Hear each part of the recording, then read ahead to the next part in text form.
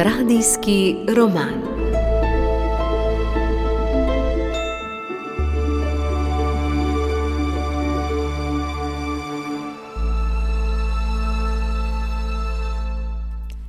Lac Vieux Deserts ali Stare jezerske puščave je bil razvpit kraj, za kaj poznali so ga vsi žganjetržci, vendar ni mogel zavreči povabila poglavarja, da bi jih obiskal.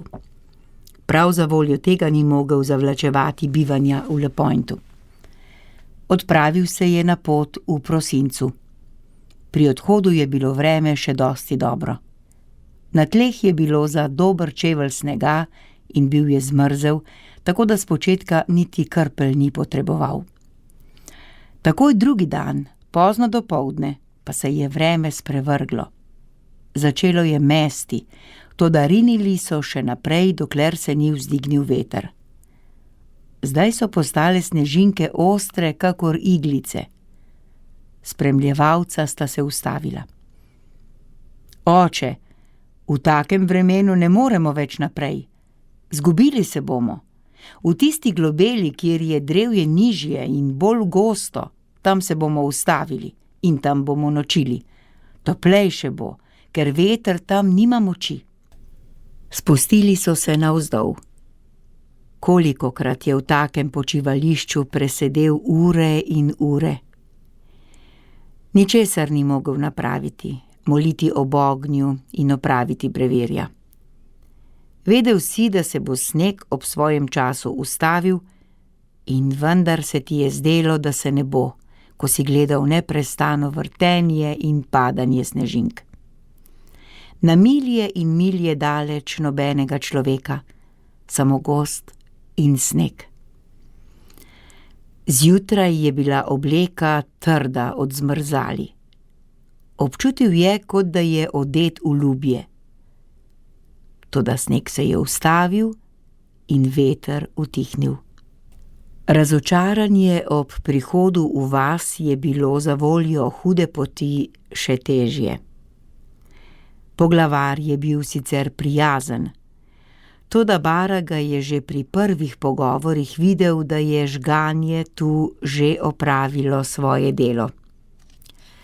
Srce ga je bolelo. Bilo jih je nekaj, ki so ga bili pripravljeni poslušati, večina pa ga je mirila s sovražnimi in strupenimi pogledi. Poglavar sam je nihal sem in tja, čutil je, da mu je več za zemske dobrine, ki bi morda z duhovnikom prišle, kakor za nauk, ki ga prinaša. Tudi on sam se žganju ni mogel odreči. Tistim, ki so želeli o nauku več slišati, je svetoval, da bi se preselili v Ans. Kako naj bi redki krščenci mogli vztrajati v takem okolju? Potrt se je vračal. V Malem Srpanu je prvič prišel v Lans škof Lefevre. Z okrašenimi čolni so mu šli naproti. Vsa vas je bila počiščena, kakor še nikoli, in cerkev naravnost zasuta s šopki divjih rož. V nedeljo na to je bila Birma. V krstno knjigo, kamor je vpisoval vse dogodke, je zapisal, da je 16. julija leta 1846 detroitski škof Lefevre potrdil v veri 86 indijancev. Na kosilo po Birmi je prišel tudi pastor metodist Pitecel. Razmerje med katoličani in protestanti je bilo manj napeto. Pitecel ni bil strupen. Po enem tednu bivanja v Lansu se je škof Lefevre odpravil nazaj v Detroit. Prav v tistem času je spet prišlo nekaj novih prošenj za indijanske molitvenike in katekizme. Prosila sta Pirc in Mrak, največ prošenj pa je prišlo iz Grand Portage. Mnogi indijanski verniki so na zadnjo uro želeli, da so jim molitvenik ob smrti položili na prsi in da gre z njimi v grob. Mislil je na ponatis že nekaj časa. Posebno po tistem, ko je od leopoldinske družbe sprejel večjo denarno pošiljko. Razodel je misel škofu, ki je bil ponujenega spremstva zelo vesel. Bil sem vaš gost, tako vam gostoljubje lahko povrnem. Skupaj sta odpotovala. Tisk v Detroitu se je zategnil dlje, kakor je mislil. Šele po 2 mesecih je bilo vse nared. Jesenski dnevi so bili tu in z njimi negotovo vreme. Toda načrta, ki si ga je bil naredil, ni hotel spremeniti. Želel je vzeti nekaj knjig s seboj in se na poti najprej ustavil v Le Pointu. Pater Scola je bil posebej za molitvenike v stiski. Iz Le Pointa bi morda še ujel ladjo, ki bi ga pripeljala v Grand Portage. Pirc in mrak bosta pač morala še nekaj časa čakati. Pot do Le Pointa ni bila težavna. Težava pa se je pokazala takoj po prihodu. Za Grand Portage ni šla nobena ladja več. Bil je v zadregi. Odšel je k Godinovim. Vizon Godin, ki so ga beli klicali za Luisa, je imel ladico s kratkim jamborom in jadrom. Ni bila sicer velika, toda v dolžino je merila svojih 18 čevljev. Zdela se mu je močnejša kakor druge, ki jih je poznal. Poleg tega je bil Vizon poznan na otoku kot najboljši veslač. Vizon ga je mirno poslušal, toda pokazal ni nobenega navdušenja. Oče, če bi vozila ob obali, ne napraviva poti v enem tednu. Vreme postaja negotovo. Čas je že tu, ko nikdar ne veš, kdaj se lahko dvigne hud veter. Še žival ga komaj zaduha ob času. Vem, Vizon, toda obljubil sem molitvenike ljudem. Morda veš, če ima še kdo čoln, ki je podoben tvojemu? Zdaj je bil Vizon v zadregi. Trdno je bil prepričan, da je njegov čoln najboljši. In vprašanje ga je zadelo na najbolj boleče mesto. Oče, vidim, da so tvoje obljube kakor globoko v zemljo zraslo drevo. Ne moreš ga premakniti. Pojdiva pogledat nebo. Odšla sta prav do pomola. Vizonov čoln je bil tam in se prijetno gugal, kratek jambor z zvitim jadrom se je prav nalahno priklanjal. Na mirnem jezeru je to čudovit čoln, oče, je rekel ponosno. V viharju pa ni boljši kot drugi. Obrnil je obraz proti nebu in stegnil roko. Vidite tiste škrlatne pramene? Niso mi všeč. Tudi Baraga je gledal vanje. Ne oznanjajo vselej viharja, je rekel. Ne vselej, oče, toda opomini so. Mislil sem, da bi lahko šla najprej do peščenega otoka. Tam bi prenočila in ujutru bi videla, če se vreme slabša. Če bi dobro kazalo, bi se odpeljala naravnost preko jezera do druge obale. Od peščenega otoka do druge obale je morda dobrih 40 milj. Na ta način bi si prihranila svojih 100 milj poti. Vizon je poslušal in z rokama potegoval čez obraz. Vse je res, oče. Le na eno pozabljate. Če naju zaloti vihar na sredi, se nimava kam zateči. Blizu obale ima človek vedno upanje. K Bogu se človek vedno lahko zateče, Vizon. Jaz zdaj pojdem v cerkev. Premisli in če se odločiš, tam me najdeš. Pol ure zatem, ravno je vstal in pokleknil pred oltarjem, je vstopil Vizon. Pokrižal se je in pokleknil takoj za vrati. Baraga ga je pustil moliti. Ko je začel stopati proti njemu, se je tudi Vizon dvignil in pred njim stopil iz cerkve. Odločil sem se, je rekel preprosto. Treba bo pripraviti hrano in odejo. Odrinila bi zgodaj zjutraj in na peščenem otoku pričakala drugi dan. Tedaj bova videla, kaj nama bo govorilo nebo. Naredil se je lep večer. Škrlatne pasice na nebu so se razlile v oblake, miren, skoraj vdan večerni zahod je na široko vžgal jezero. Baraga je obiskoval znance in v poltemi odšel še na pokopališče. Najdlje je obstal pri Kadotovem grobu. Šumenje odpadlega listja in šumenje vode sta se prelivala drug v drugega. Občutek, da je otok božja dlan in da je v njej kakor koče, drevje, listje in ti mrtvi, ga je polnil z velikim mirom. Pri Patru Skoli čakajo molitveniki, da jih odpelje v Grand Portage. Odplula sta takoj po zgodnji maši.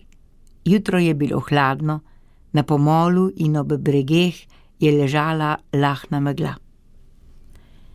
Blagoslovil je čoln in Vizona, se poslovil od redkih vernikov, ki so prišli k odhodu, in segel še enkrat v roke Patru. Vizon je odrinil od kraja. Vožnja je bila lepa, jezero skoraj čisto mirno. Le hlad od vode je bil skoraj strupen. Oba sta čakala, da je sonce prišlo malo višje. Peljala sta se mimo otoka Basswood, jata galebov se je pravkar spuščala na skalovje. Nato so prišli otoki, ki jih je Vizon tako dobro poznal. Skoraj na vseh je že iskal zavetja, če ga je zalotila nevihta blizu njih. Oak, Redbury in čevlju podobni York. Vse do otoka Sand sta imela mirno vožnjo in vse skozi sta lahko uporabljala jadro. Baraga je odmolil brevir s posebnim občutjem. Zdelo se mu je, da svete besede poklada na lahno valovanje neizmirne vode, ki jih zdaj nosi k vsem obalam. Vizon je obrnil čoln k bregu, ki je bil najbolj položen in najmanj skalnat. Nato je prišel večer. Škrlatne pasice na zahodu so nekam dolgo gorele na nebu in Vizon je brez besed gledal vanje. Zjutraj bova videla, kaj bo, je rekel Baraga. Potlej sta molila. Jutro je bilo mirno. Tudi jezero ni valovilo. Nebes je bil čist, le nekaj podolgastih oblakov je lagodno potovalo proti Le Pointu. Čudno, je rekel Vizon. Sinoči mi zahod ni bil všeč. Takoj po bornem zajtrku sta odrinila. Po dobrih 15 miljah vožnje se je Vizonov obraz zresnil. Zdaj je strmel v vodo, zdaj v nebo. Tudi Baraga je začutil spremembo. Čutite, oče? Na zahodu se je dvignil veter. Prišel je skoraj iznenada. Voda je postala nemirna, na obzorju so rasle bele pene.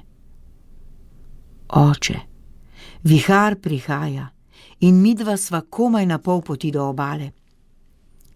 Jezero se je začelo dvigati, jeziki belih pen so prihajali bližje in bližje. Naenkrat sta bila v šumenju voda in pen. Čoln je gnalo proti severni obali. Vesla v Vizonovih rokah so bila brez moči. Oče, utonila bova, je vpil Vizon skozi veter. Vizon, ne boj se. Kako naj utone duhovnik, ki ga ljudje pričakujejo? Nesrečni bi bili. Baragova molitev je pretrgano prihajala do Vizonovih ušes. Kakor javorov list je čoln vstajal in padal z valovi.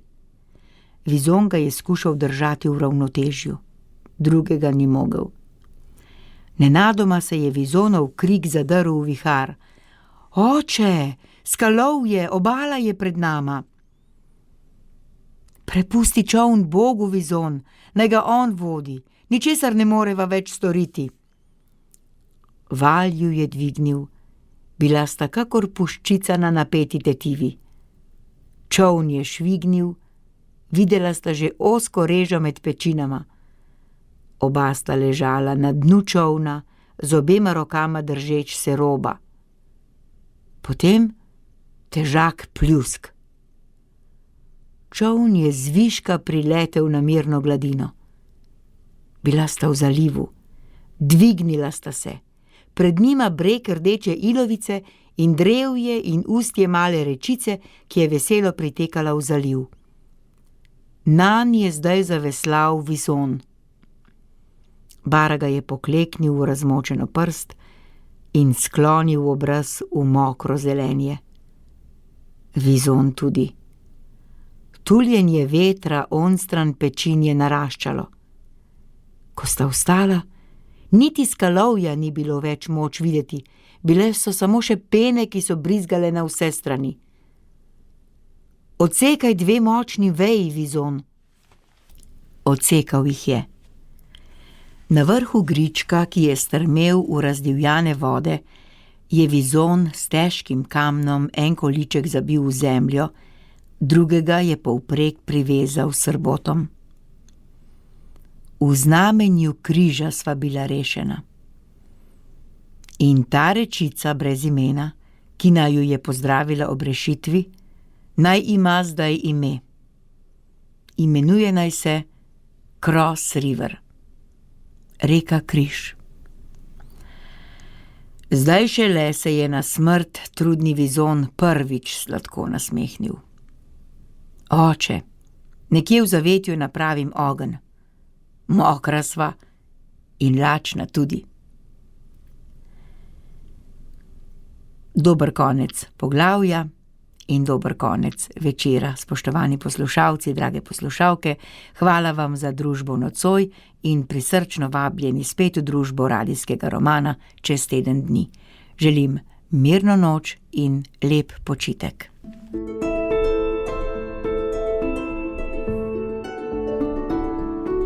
Radijski roman.